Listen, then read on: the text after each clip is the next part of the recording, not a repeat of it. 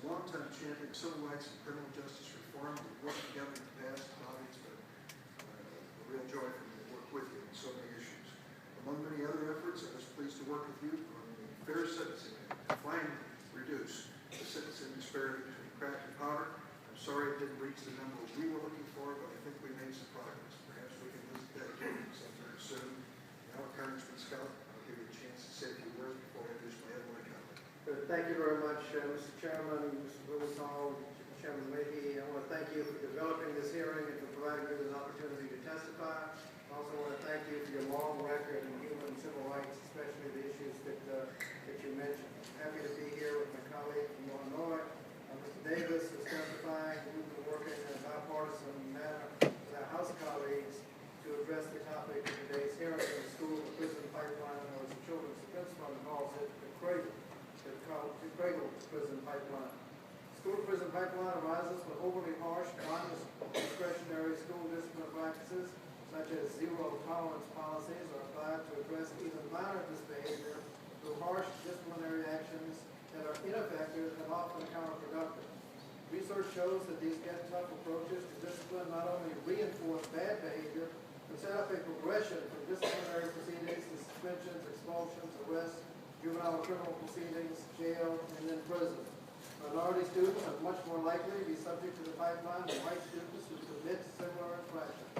Students with disabilities are more likely to receive one or more out-of-school suspensions than those without disabilities. Not surprisingly, there's a high correlation between harsh school discipline and school dropout. If a student is not doing well at school and is acting out, the last thing the student needs is to be put out of school and end up at home or hanging out in the streets with no supervision and nothing constructive to do. As a result of the choices to use counterproductive school disciplinary strategies, as well as the codification of ineffective slogans and sound bites, the United States leads the world in incarceration of its children.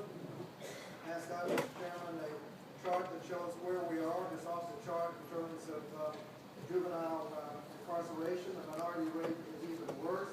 In D.C., 98% of incarcerated juveniles are minorities. The juvenile justice part of the school to prison pipeline is a feeder system for the adult incarceration, where we also lead the world by far. We have a chart that shows the incarceration rate, number one in the world at over 700 per 100,000, and the minority rates just off the chart. These numbers are particularly egregious because 700 per 100,000 is way over what the Pew Center research shows. 350 per 100,000, diminishing returns, anything over 500 is actually counterproductive, meaning that they contribute more to crime than reducing crime. It is clear that we need more than ever the need for our schools to be change agents for our students who are at risk of falling into the school to prison pipeline. The approach must be comprehensive and evidence-based, starting with teen pregnancy prevention to reduce the number of babies born into dysfunctional families, prenatal care to reduce the incidence of memory retardation and learning disabilities, nurse visits and parental training to reduce child abuse and neglect, preschools so that children can start school ready to learn.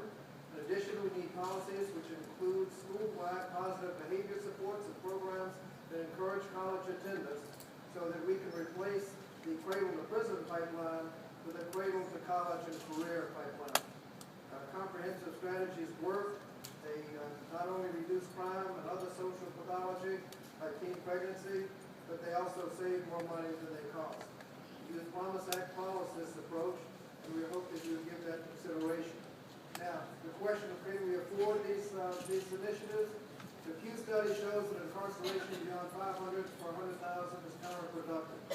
If we were to reduce the African American rate, which is over 2,000 per 100,000, down to that level, we would have more than enough savings to fund any programs that we want. In fact, the chart on the back shows the arithmetic that if you put the counterproductive incarceration money targeted at